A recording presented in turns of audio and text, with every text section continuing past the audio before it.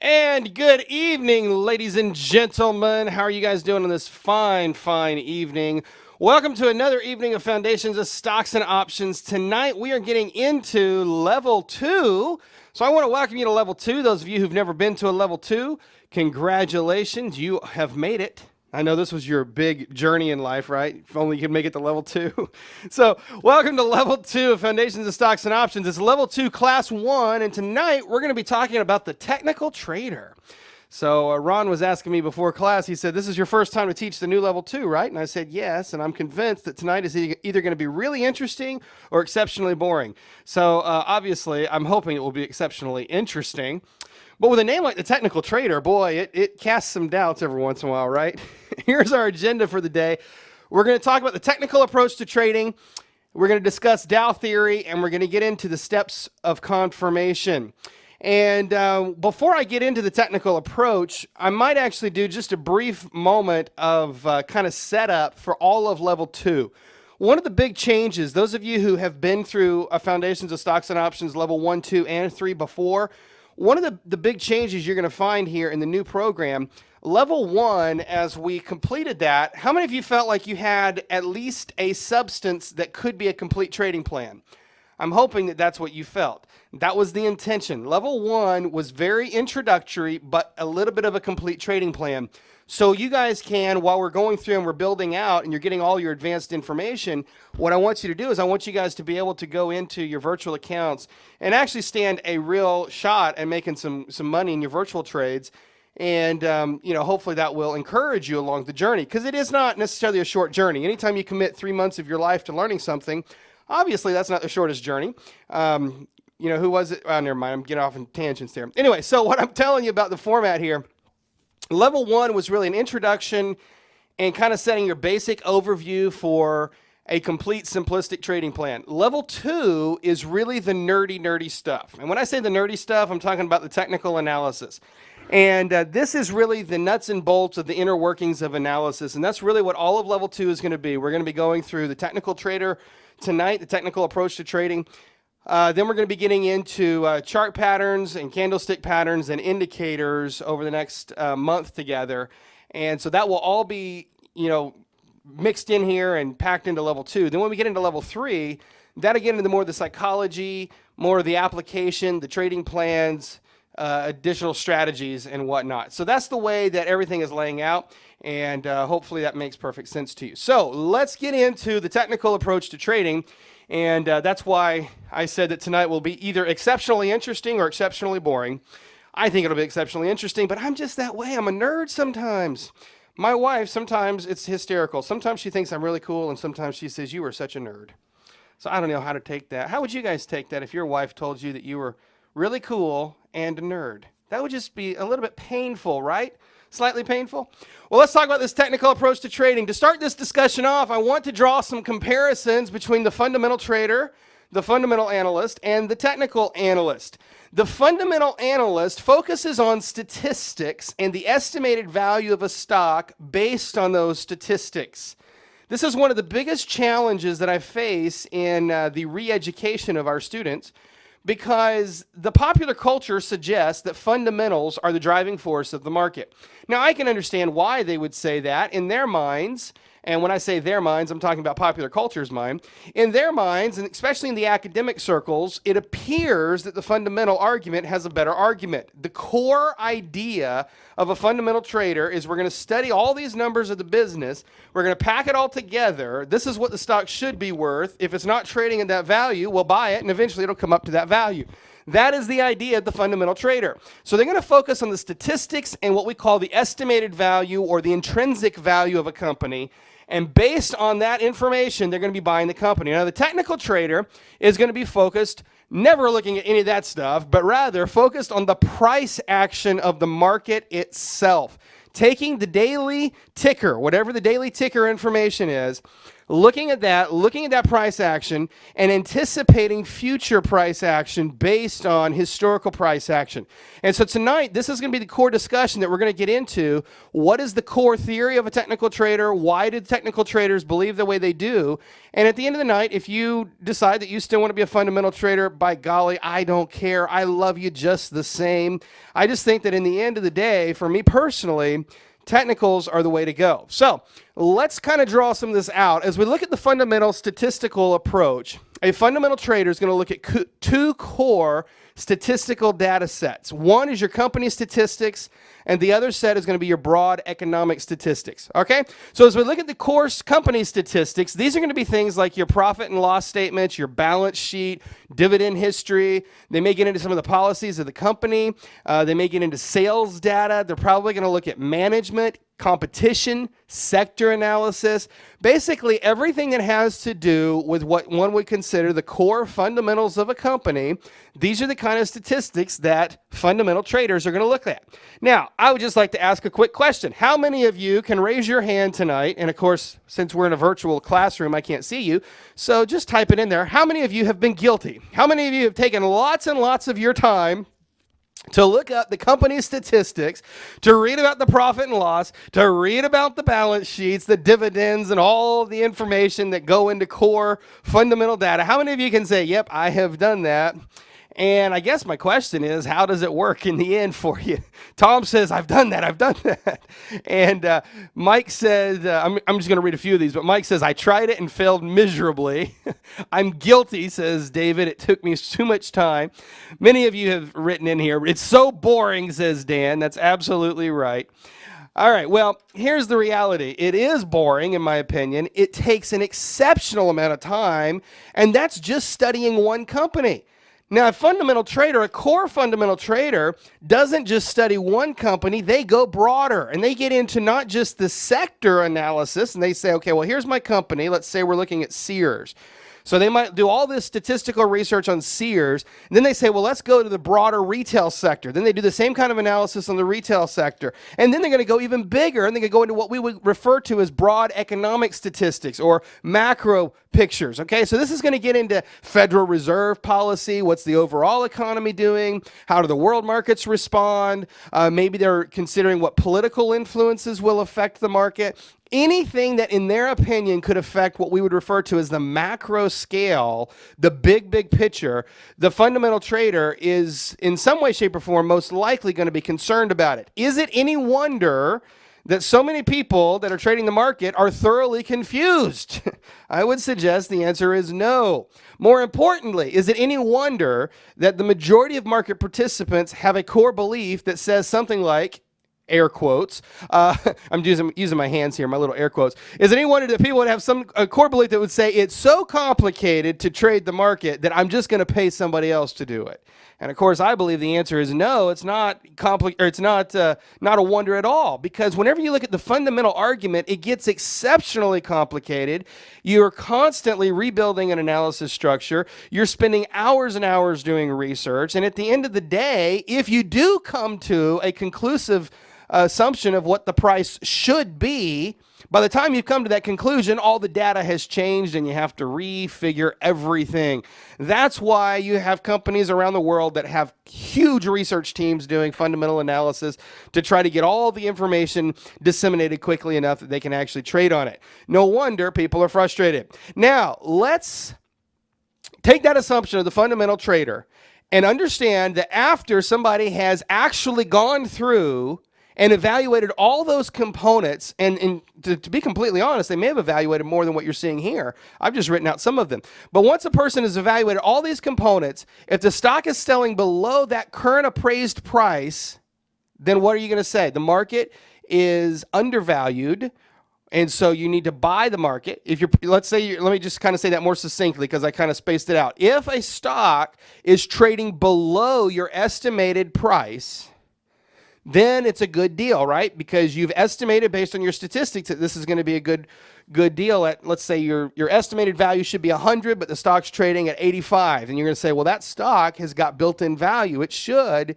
go back up to 100 eventually. That would be the philosophy of the fundamental trader. Conversely, if you do all of your statistical analysis and you come up with the idea that, hey, this stock should be trading at 100, but it's actually trading at 120, well, you're probably sitting on something that's a little overvalued, and it's about time to sell, because from a fundamental standpoint, that trade should go back down.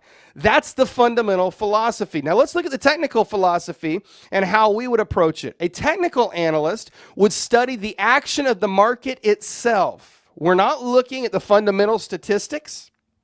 We're not worried about what sector the company's in. We're not worried about who's running the company. We're not worried about any of the information that a fundamental trader is worried about. We are corely worried about two principal items. Number one, price. Number two, volume. And you can really just sum that all up into the action of the market itself. The technical analyst is going to assume that all of the information that can be known about a stock is already known, and that knowledge has already been factored into the price of the stock. I'll leave that on the screen for a moment so you can copy it down if you need to. The technician assumes that all the information that can be known about a stock is already known, and that knowledge has already been factored into the price of the stock. Now, how different is that approach, the approach between the technician and the fundamental trader? It is massively different, but it starts with a presupposition. You see, first and foremost, fundamental trading and fundamental analysis is the quote-unquote king in terms of how it is let me say that differently because I'm going to give you the wrong impression. More people follow fundamentals, in my opinion, because the academic community endorses fundamentals. I'll say it again. More people follow fundamentals because the academic community endorses fundamentals. I don't have the chart with me, and I probably should pull it out and stick it in my slideshow because it would be really interesting for you to see. But there's an interesting research that has been done amongst successful, profitable traders. These are going to be hedge fund managers. These are going to be individual traders like yourself and myself. Just a cross-section of successful traders and a cross-section of academic institutions that teach investing. And this particular research project said to each groups, we'll name them Group A and Group B, Group A being successful traders, Group B being the academic educators. And what this research project showed is on a scale of 1 to 5, the topics that the profitable traders cared the most about and thought were the most important were the very topics that the academic community felt were the least important. For example, active traders felt that oversold and overbought levels were very important in the market. Academic, they gave it a 4.5 out of 5 on average over the entire survey. Whereas the academic teachers felt that overbought, oversold levels were the least important. They gave it about a 1.5 of importance. You look at stochastics, you look at MACD, you look at support and resistance concepts, and you look at all the core concepts that we teach in technical analysis, and the active traders who were profitable, even if they claimed that they were a fundamental trader, the active traders who were profitable felt that all of those factors were more important than the factors that the academic professors thought were important. Conversely, all of the core factors that the academic faculties felt were the most important, the successful, profitable traders felt were the least important. I will find that survey, and I'll take somehow scan it in the computer or something so I can show you guys the results of that survey. A very interesting study that just shows that the academic community is completely out of sync with where the actual, feet on the ground traders are actually at in the market. And so whenever we think about why fundamentals are so popular, it's easy to understand. The academic community has promoted fundamentals, and yet it's not the most practical way of approaching the market. The most practical way is the way that gets us to the fastest path to understanding what market action is doing. So one of the core hypotheses that underlies this entire myth, if you will, of fundamental trading is what we refer to as the efficient market hypothesis. How many of you are familiar with the efficient market hypothesis? If you are looking at this definition of technical analysis right here, saying that the technician assumes all information that can be known about a stock is already known, and that knowledge has already been factored into the price of the stock. If you take that, right there, and you're familiar with the efficient market hypothesis, at first blush, you would actually accuse me of being an efficient market hypothesis, sir. That's not the right word. A person who believed in the efficient market hypothesis. I am not that person. Let me help you understand. What is an efficient market hypothesis? Well, here's what the hypothesis states. It says that all known information is assimilated quickly, factored in, and reflected in the price of the stock. Thus, the hypothesis says, the market is efficient. Now, why is this important? It's important because it's important to understand where the fundamental analyst is coming from. More importantly, it's important to understand where your financial advisors as a whole, and I realize there's some great financial advisors that do not subscribe to this, but as a whole, your typical financial advisor subscribes to the idea that markets are efficient. And whenever you hear an advisor who comes out and makes a big statement and says, we believe markets are efficient, that is a big red flag that says, we don't believe any of this technical analysis mumbo jumbo. That's what they're saying in essence.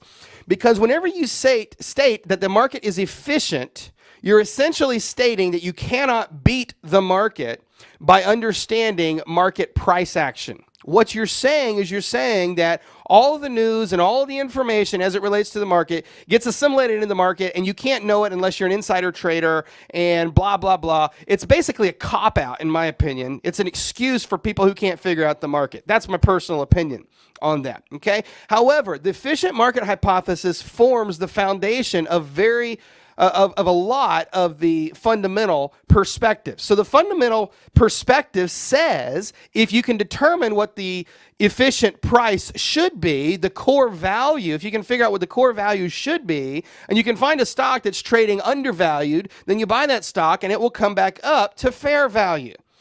And of course, conversely, if you find a stock that's trading overvalued, then you sell it and it will come back down to fair value. In other words, the markets are efficient. Now, one might argue with me and they would say, well, Jeremy, that idea has worked quite well for Warren Buffett. And I would say, yes, it has if you're buying a company. And you realize that most of the trades that Warren Buffett's getting into, he ends up with some sort of a controlling share of a company, or at least such a large share that actually ownership of the company becomes an issue. That's not the same factor for you if you're trading a couple hundred shares of a stock or even a couple thousand shares. I mean, there's a big difference in trading several million shares and trading a few thousand shares of a stock. And so, you know, you're looking at a different perspective when you get to that grandiose scale of large-scale investment. All right, so let's understand from a hypothetical standpoint, if the markets were truly efficient, what would the market price data look like? Well, in a truly efficient market, we would have example A over here, where the market is basically flat, a news event or some other event comes out, the data is quickly assimilated, and we have the new price, and the stock flatlines and it stays at that price. Now, in a little bit more of a theoretically real model, it would look something like this, where the news event comes out, the investors process the data, maybe overshoot, maybe undershoot, and eventually we come to an agreed upon price. Either one of these models would effectively exemplify what the efficient market hypothesis should justify. Now, if this were true, if fundamentals were really the king, then the overall price action of the market would essentially look like this, where we trade along, we have new data, we revalue the market, we trade along, we have new value, we reevaluate the market, trade along, have a new data, reevaluate the market, and it's more of a stair-step motion.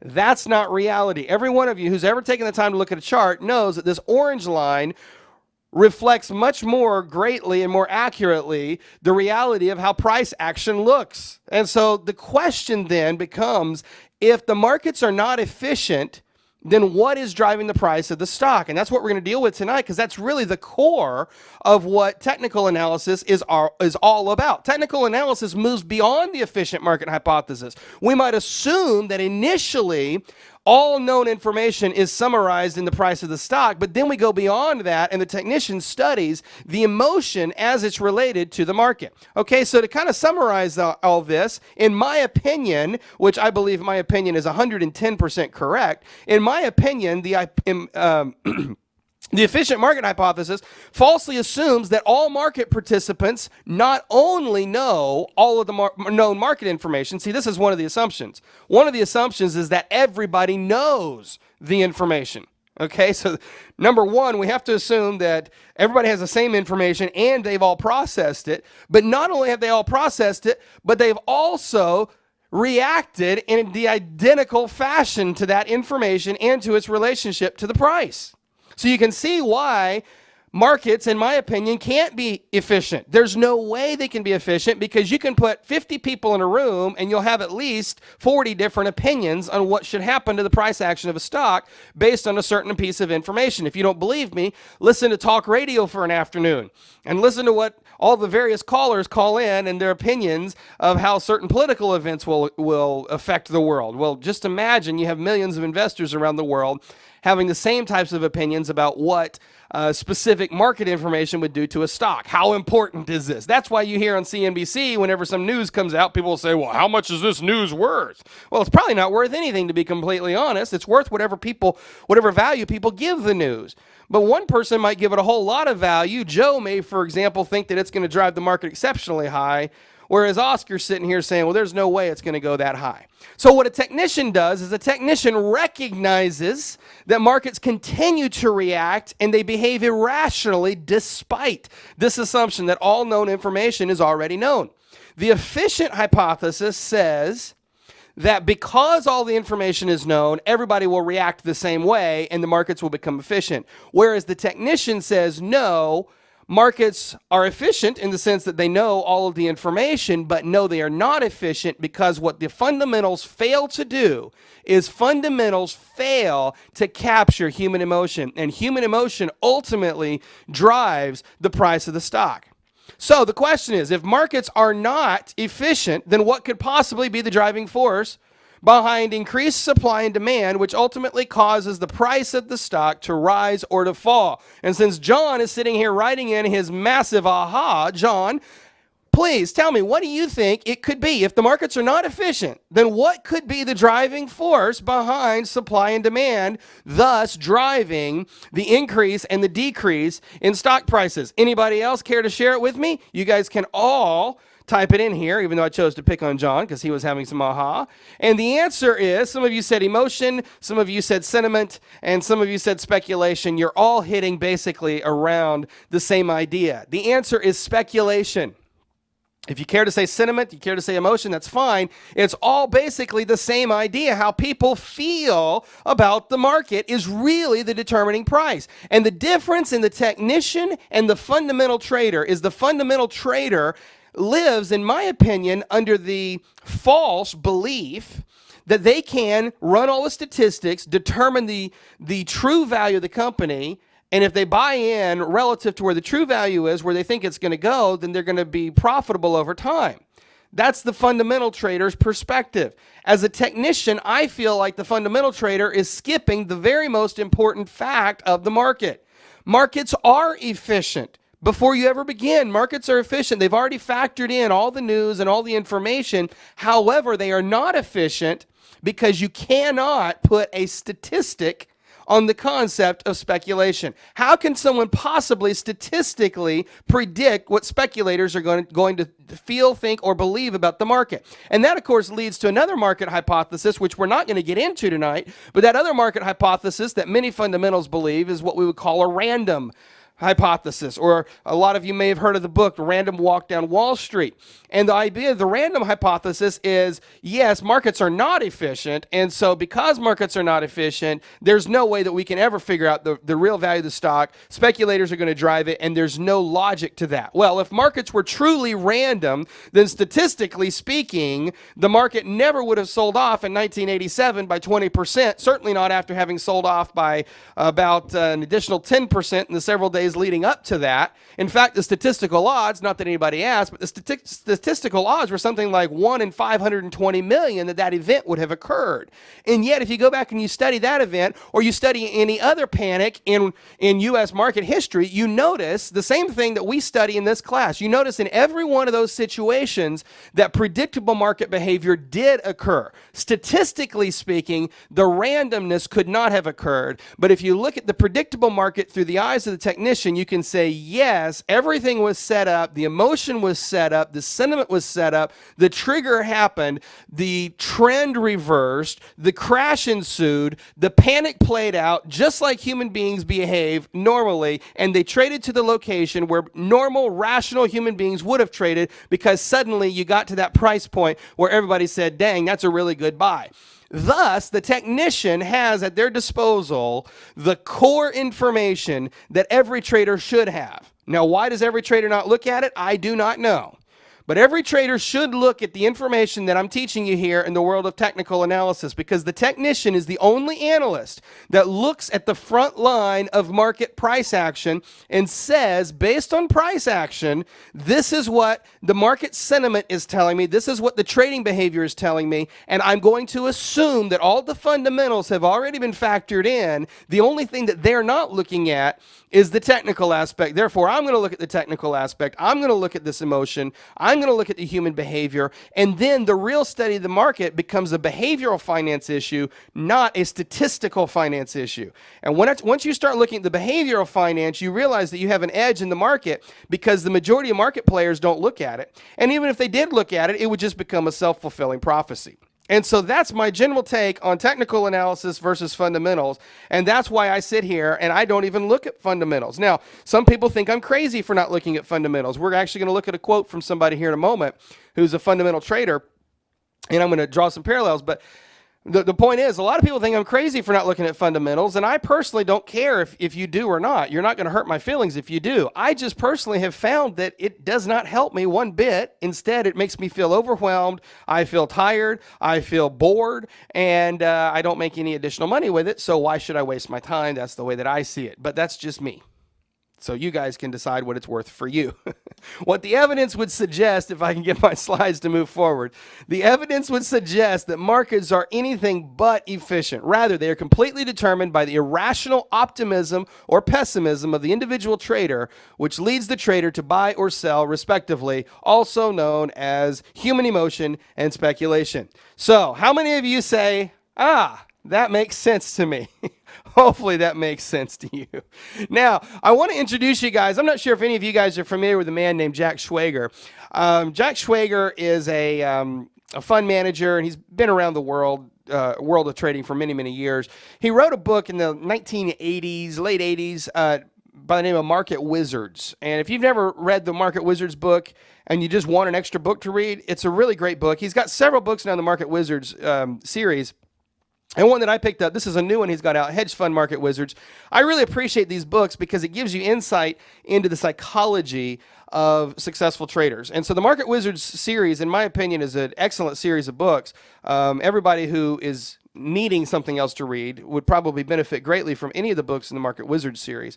But one of the things I just was going to say about it, this particular book is a Market Wizards book specifically with hedge fund managers. And so the opening chapter, I picked this book up a couple weeks ago, was reading it on the plane this week. The opening chapter is with a guy named Colm O'Shea. He's a hedge fund manager. If I remember the introduction, he's never in like 20 years had a losing year, ever, in his entire history of managing funds. And so, in fact, most of the traders in the book have had statistics like that. They've managed for many, many years and never had a losing year, or had very, very small losing years of 1% or something of the like.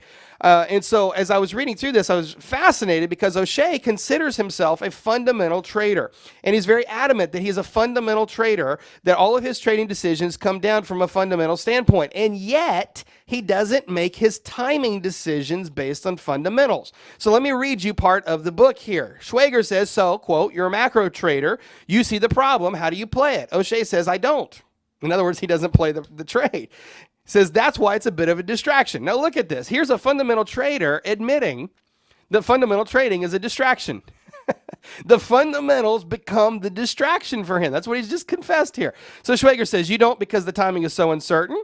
And O'Shea says, no, because no one cares. And this is the emphasis of the quote. No one cares. As long as no one cares about it, there's no trend. And then he does the analogy. He says, would you be short the NASDAQ in 1999? And he says, you can't be short just because you think fundamentally something is overpriced. And yet, that is exactly what the vast majority of market participants do. The vast majority of market participants spend their time trying to figure out the fundamental aspect, and then they place their trade regardless of whether or not the emotions of the market are participating. The biggest thing I took from this interview with O'Shea, and of course I can't read you the book tonight, but you guys should all get it if you want to. And what you're going to find in story after story, but particularly in the O'Shea chapter, what you find is these are fundamental traders who revert to technicals to time their trades. And so the question that I keep asking is why? Why do they even bother with the fundamentals when they end up making their decisions based on technicals? And almost every one of them has in some way, shape, or form confessed in their interview that the fundamentals actually distract them and get in their way of making good logical trading decisions. So, again, you guys can decide how you want to use the fundamental aspects in your own trading. But for me, I have found that technicals are all that I need, and everything that I need in terms of fundamentals has already been priced in, and I'm happy with that. Okay, so that's my point in telling you all of this. The technical trader seeks to balance this analysis process not by studying the core statistics for the market, but rather by studying the historical behavior elements of the market and then applying that to future forecast or to forecast future market behavior. That is the nature of the technical trader right here. Now, I really went through this in-depth overview of the technician tonight for you guys because a lot of times I'm misunderstood. A lot of times people, when I say people, I specifically mean you guys. A lot of times our students don't understand that I'm not teaching you fundamentals. I'm not even pretending to teach you fundamentals. I am a technician, first, second, third. That is who I am through and through. If you want to be a fundamental trader, you're not going to get that from me. Now, you can still take my technical stuff and apply it with a fundamental aspect if you want, but I really want you guys to leave my program and understand through and through what a technical trader is and why I am a technical trader and why I personally feel that technicians are the traders that have the edge up. Now, you guys can decide how that works for you personally, but for me, it just makes the most logical sense, and that's the reason I teach the way I do, and that's the reason I apply it. Now, if you're one of my students who gets to the end of this and says, hey, I still don't believe in technicals, I think it's a hybrid approach, that is absolutely fine with me. You're in plenty of company. There's many people around the world. In fact, most of the great traders in this book right here would agree with you that it's a hybrid approach, and by golly, if that makes more sense to you, I am not going to be sitting here telling you that you're a nut job. I'm just going to say that I can't really engage in logical conversation from the fundamental standpoint. Now, from a technical standpoint, I can engage, but from a fundamental standpoint, I really can't, and I want to clearly lay that out so you guys fully understand where we're coming from and what I'm teaching you. All right, now that you've got that kind of foundation of the fundamental versus the technical trader, let's get into the core nuts and bolts of technical analysis, and it really comes down to Dow theory and the man that we all know as Charles Dow. Now, most of you know about Charles Dow, even if you've never heard his name. You know him because every time we look in class at a market analysis, which now more and more you're seeing those through the market updates that we do on Monday, Wednesday, Friday. It's a more efficient way to get all the market analysis out to you guys than doing it in every class. But every time we look at market analysis, we look at these Dow Jones Industrial Averages. The Dow Jones Average is not just named after Charles Dow, it was created by Charles Dow. Who was this man, Charles Dow? Well, Charles Dow was a journalist. And Charles Dow had a philosophy about financial news that it was very much heavily manipulated. Companies who needed their stock to go up would pay the journalists to write favorable stories and whatnot. And so Charles Dow and his buddy Edward Jones said, we're going to create an alternate source of financial news. And they were committed to reporting Wall Street without a bias. In the end, they created what we now know as the Dow Jones Financial News and the Wall Street Journal. And of course, the Dow Jones Industrial Average came out of that. And here we are over 100 years later, and we consider Charles Dow the father of modern technical analysis. That's the impact that this man had. In fact, probably one of, dare I say, the most influential Americans in terms of market understanding and market futures, and I don't mean futures trading, but just understanding the predictive power of the markets. Charles Dow really revolutionized the stock market in the United States, and unfortunately, you know, unless you're into market history and unless you're a technician, most people don't really give him that much credit for his massive contribution. I don't know that we'd be where we are today if it wasn't for Charles Dow and his publications. Of course, now today, the Wall Street Journal, one of the two, maybe three largest publications in the world. It has been the number one at times. I'm not sure where it sits right now. But anyway, that's the contribution of this man, Charles Dow. Now, I noted on here that he's the father of modern technical analysis. What does that mean, modern versus ancient? Well, modern technical analysis did really start with Charles Dow. If you study the history of technical analysis, you'll discover that a lot of technicians go back to Japan in the 17th century. A trader by the name of Sokyo Honma, had really honed in on the ideas of technical analysis. Many of the technical chart patterns that we use today, he was also using several hundred years ago. That was what, 300, 400 years ago? And then if you go even further back, we can definitely say in developed European culture in the 15th century, 15th, 16th century, the tulip mania, there was technicals involved during that time of history as well. Unfortunately, technical analysis and the history of it has not been that well documented.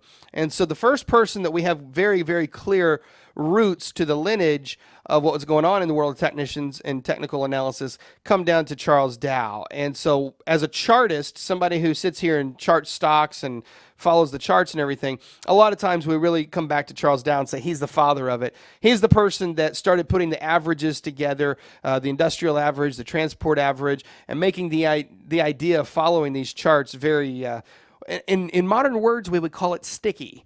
It became something everybody started to follow. And so in that way, he really transformed the way of trading. And that's why we call him the father of modern technical analysis. Talking about Dow theory here, it was developed by Charles Dow while he was writing for the Wall Street Journal. Started putting out his weekly columns and doing his general journalistic duty of just analyzing the market and seeing what was going on. But of course, because he did not want to be biased in his opinions of the market, he was studying it from a very neutral journalistic standpoint and said, well, this is what I'm observing in the market.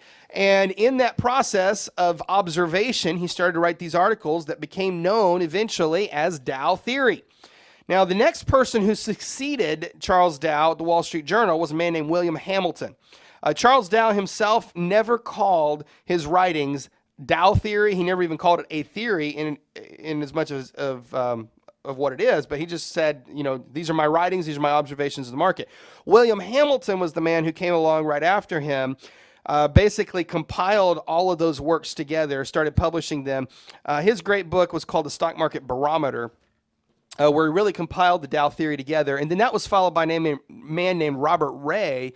You see a picture of his book here, The Dow Theory, by Robert Ray. This was all taking place at the turn of the last century. So Charles Dow was writing at the end of the 1800s. He died in 1902. William Hamilton, I'm going to mess the date up, but around 1920, 1924, 25, William Hamilton had published his Stock Market Barometer book. Robert Ray's book came out in the 1930s. So just to give you an idea of how old this study of technical analysis really is.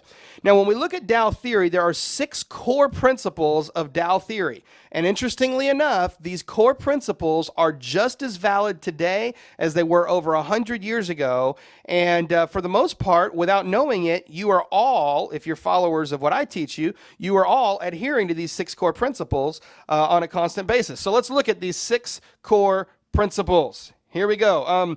Let me just answer something real fast here. Charles says, where did the Jones portion of Dow Jones come from? And the answer is his buddy Edward Jones was his partner of the Wall Street Journal. So it was Charles Dow and Edward Jones. And, you know, I've never researched this. I assume that the financial planning firm Edward Jones Investments is a derivative of that same Edward Jones.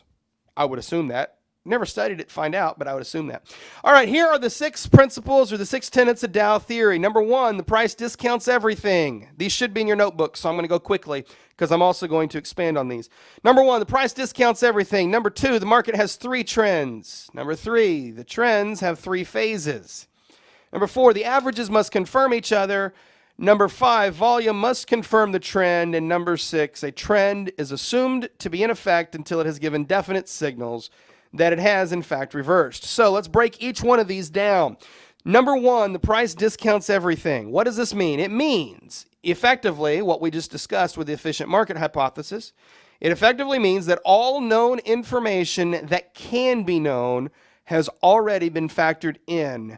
And whenever I say factored in, I mean factored into the price of the chart or the price of the stock.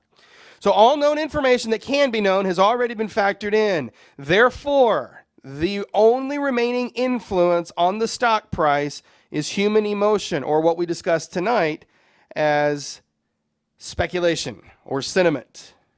Okay, so everything that we see in the price of the stock already factors in all the core data, and the only thing that's left is your sentiment and your human emotion. Okay, does anybody not understand this point after all of our 45 minutes of discussion tonight? Does anybody not understand this point? Interesting for me, is Paul, one of our employees here, told me just this afternoon that this was the point, this was his sticking point. He could not comprehend this point. And he said it took him several months to actually understand it. So I really want you to understand the price discounts everything. It's just the core theory that all of the known information has already been factored in, and we're wasting time studying fundamentals. That's the basic idea right there, okay? If you have any questions about it, type them in there. My moderators will respond to them, and if they don't get it clarified, then at the end of class, I'll circle back and try to clarify stuff for you. All right, second theory or second tenet of Dow theory is that there are three trends constantly going on. Later, you'll actually learn that there's more than that. We call them fractals, but that's really modern technical analysis. Back in classical, as we call it, classical technical analysis, we break it down to the Dow theory, three trends. These three trends are the primary, the secondary, and the minor trends. Primary, secondary, and minor. What do each of these trends mean? Well, let's check it out. The primary trend says that there are major trends. These are the big picture trends. And the big picture trend is going to be an extensive up or down movement in the stock.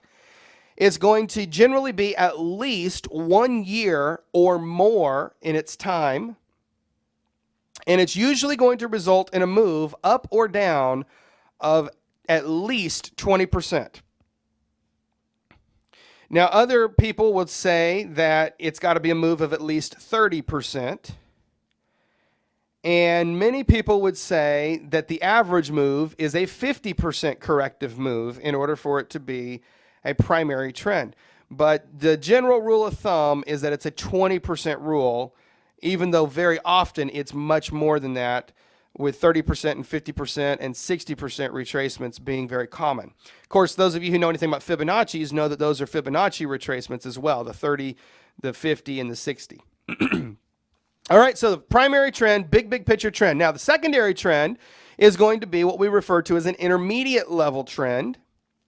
And these are going to be reactions during the primary trend. It's going to be a reactionary move. They're going to be shorter term. They can go anywhere from a few weeks up to a few months. Very rarely would they be more than 7 or 8 months. And very rarely would they be less than 2 to 3 or 4 weeks on a minimum. One of the ways that we evaluate an intermediate or a secondary trend is we look at the relationship of the move compared to the primary trend. And we say, what was the percentage of help? Now, I'm not sure that my graphic here, what was the percentage of help? That was a totally wrong word. What I meant to say is, what was the percentage of retracement or correction? My graphic here did not help. That's what I was thinking when I said that. Let's just assume for a moment that the primary trend has run up, and let's say that we had a $100 move.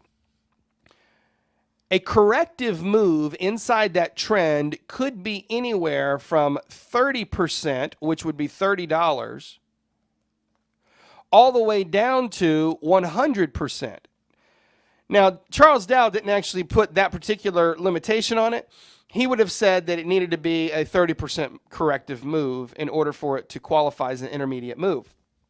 But and when I say corrective, I don't mean of the entire price of the stock. What we're doing is we're going to look at the previous move. So where did the stock start? Let's say that it started down here at $0 and it moved. No, we'll say that it started down here at $10 and it moved up to an ultimate price of $110. So that was a $100 move. Okay, the first level of correction could be as little as a $30 move. That would be a 30% move, or as much as $100. Now, once you got into really advanced modern technical analysis, super modern, you get into Elliott wave principles and other things, and you realize that this particular corrective move cannot be more than 100%. So that's why I'm throwing that additional number in there. But in terms of your basic corrective move, let's say you have a basic primary trend, and your primary trend is a bullish move, okay? And let's say this immediate move here was a $100 move. A correction of $30 would constitute a wave of intermediate correction, and then it can continue. Okay, if it has not done at least a 30% retracement, then you're moving in a different cycle, and it's not an intermediate level move. Okay, so that's one of the rules that you can use there, is that it retrace at least 30%. Okay, now it doesn't have to be exactly 30%. It could be more. Never more than 100%, but generally 30% is the minimum there. All right, so intermediate level move. Now, if you look at this picture, you say, okay, primary trend, that's nice. Intermediate looks a little bit more reality, but reality is it's going to be a little bit busier. And that's where the minor level comes in. The minor level is the small moves. These are going to be daily moves. They can be a couple of days up to maybe 2 or 3 weeks. And whenever you guys look at the market, very often this is actually what we're trading, is we're trading those very, very fast minor level moves, hopefully getting the bulk of an intermediate move. But a lot of times you guys get stopped out on a little minor move, and you think, well, the trend has just reversed, and it hasn't. Rather, it's just been a little minor move. And so it's really important, and one of the reasons that I really like teaching the Dow theory stuff to our students is because it brings a lot of ahas for you. As you understand better the level of the trend, whether you're in a primary, an intermediate, or a minor level trend, you understand better some of the patience required to be an effective trader. Because if you're trying to trade an intermediate level trend, but you keep setting your stop so tight that the minor level trend will stop it out, well, you're going to be frustrated because you're always getting stopped out. You guys can see how that would be a problem, right? So what I want you to understand is whenever you see the little squigglies in the market, the little ups and downs, there is practicality to it. There's actually order to it. And Charles Dow discovered this over 100 years ago. He broke it down into 3 trends: the primary, the intermediate, and the minor. Again, the minor is going to be a small level moves, could be a couple days up to 2 or 3 weeks. And again, it's going to be about a 30% retracement to qualify for it to be a retracement move. Of the intermediate level, though, instead of basing it off the primary move, it would be based on the intermediate move. And so each of these, as you build it up, start to have a proportional mathematical relationship to them. That gets into the really advanced stuff. But just from a core basic standpoint, primary, intermediate, and minor. Take a look at this picture of Archer Daniels here. Notice we've got a big primary picture. Now, is this truly a primary move? Well, what did we define a primary move as being? A year or more. Well, this move started in February 2011, and based on this picture, it did establish the trend, but it did not come back and establish it till May 2012. Is that more than 1 year? Yes or no? The answer is, of course, yes. And that's obviously more than a year. Now, here's the sad thing. Somebody might be looking at this trade and think, oh, well, we had a nice bullish run from October to June. And they might miss the fact that there was a primary trend that was much bigger and much more bearish. And this is one of the biggest reasons that I see analysts often mess up what's going on in the market. They will mistakenly miss the larger level of trend. In this case, the primary move started back in February 2011. It reemphasized it here in May, and then the bearishness continued. Now, as you look at that picture, can you say that it was all bearish? And the answer is no, it's not all bearish. What did you see in the middle? Well, you saw that bullish move. Well, that is the intermediate level move. What's an intermediate move? An intermediate move will at times move with the primary trend, thus the initial impulsive move right here, and then it will correct. But it does not supersede the primary trend that was in effect. The intermediate move is moving with the primary but not fighting it. Now, does this qualify? Is this several weeks up to several months? Well, February to September. That would be several months. 1, 2, 3, 4, 5, 6, 7 months is several. Okay? Now, this trend is not the day-to-day, is it? You can effectively trade an intermediate trend. And by the way, I would suggest to you that the intermediate trend is the most profitable trend. The primary trend, most people try to catch the primary, but the primary trend is one of the most frustrating because the primary trend has to allow the cycles of the intermediate trend. Does that make sense? The primary has to allow the cycles of the intermediate. The intermediate trend, however, is going to be a large-scale trend that will be several weeks up to several months. And then once that trend reverses, you have another several weeks up to several months as part of that trend. Then when it reverses again, you have several weeks up to several months. So these become longer term trades. They're not really short-term swing trades, but they're a lot more profitable trading the intermediate swings of the primary trend than just holding all the way through there. Just take a look at this picture right here. Imagine that you had sold short somewhere up here in the $36 range and you bought the cover down here in the $25 range. You would have made $10. On the corrective move, if you'd bought down here in 25, 26 and you'd held it up to $32, you would have made another $7. So you could have made 10 on the way down, 7 on the way back, and on the way back down, at this point, at the time of this screenshot, you could have already made another $5 or $6, $7 in here, about $6, and this one's not even done yet. That's the intermediate move. Now, if you had shorted a primary move back here at $36 and you held it, yes, you're still profitable, but in the midst there, you had a massive retracement. Now, what is that retracement there? Well, if the initial move, we're going to make some simple numbers here. If the initial move went down $10 and the corrective move went from about $25 back up to $32, that's about a 70% bullish retracement, even though it's a bearish trend. Does this make sense? Does this qualify for an intermediate move? Yes or yes? Now, you can also see in this something else that I've already taught you about trends and something else I've already taught you about technical analysis. In order for a move or a trend to be in effect, the swing highs and the swing lows must form the trend. Okay, so what you see here is the bearish intermediate trend as it took off from February down to September. When it retraced, it only retraced 70%. Now, what would have happened had it retraced 105%? We would not have a downtrend, but rather we would have a triangle or some other formation because it would have retraced more than 100%. So that's why we say a trend in a corrective move, a trend can't